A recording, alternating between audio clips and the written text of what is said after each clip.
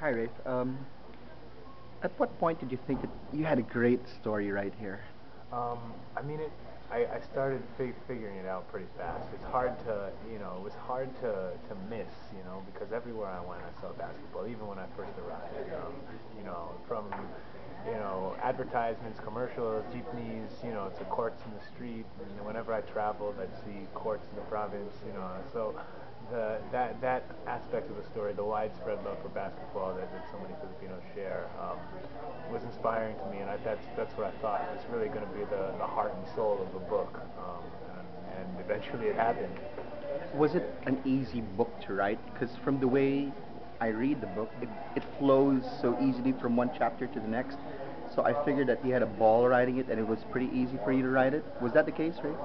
I mean, writing is one of those things that it's never that easy. But Uh-huh.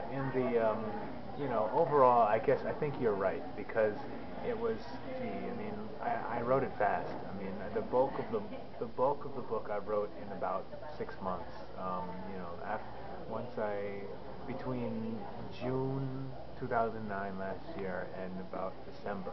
So it really was a blur. And I think because I had been doing research and transcribing and going over my interviews and typing up my notes for so long Right. that by the time I sat down to really start writing, it almost just poured out of me. The Right. hardest parts were figuring out what to hold back, Right. what I wasn't going to be able to include.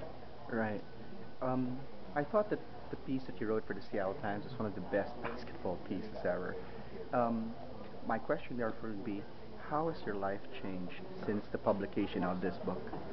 Uh, Quite a bit. I mean, not it's not like a complete 180, but I Right? mean, or a skyrocket. But I mean, it's weird. In some ways, it's changed a bunch. I mean, especially with the reaction and the response of Filipinos here and in the States and all over the world has been amazing. I mean, that was really the biggest. What I was considering the biggest sort of gauge for success, at least personally, not necessarily like money-wise, but um, if the people who understood Philippine basketball and Philippine culture read it and thought that, I did an honest and successful job, that was the true mark of success for me.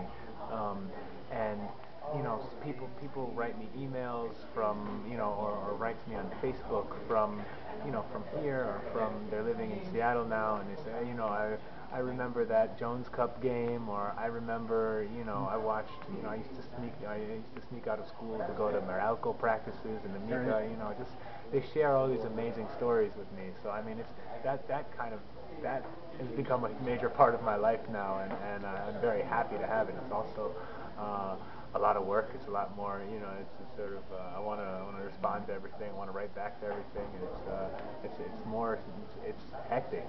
All right. This is my last question for now because they're kind of hurrying me up. Sorry. But it's okay. What's next for you after this book? I honestly am not sure. I mean, I still have my day job at Harper's Magazine in New York, Cool. for at least for the time being. Which has been going well. I'm an assistant editor there, so I work on their pieces. It's a very interesting magazine to work Yes, it at. is. Um, the one thing I don't get as much time to do my own writing, because we have a magazine to put out, and I'm copy editing, I'm fact checking, I'm Right. going over all kinds of stuff, and Right. it just doesn't it's hard to squeeze my own stuff in there. So my goal, honestly, would be to come back here and continue writing about the country. I mean, one, I love living here. Two, I mean, I felt like every day while I was here, I was seeing something new that made me want to write more.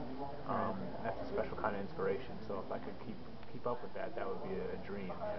All right. Thanks, Rafe. Good job. Thanks.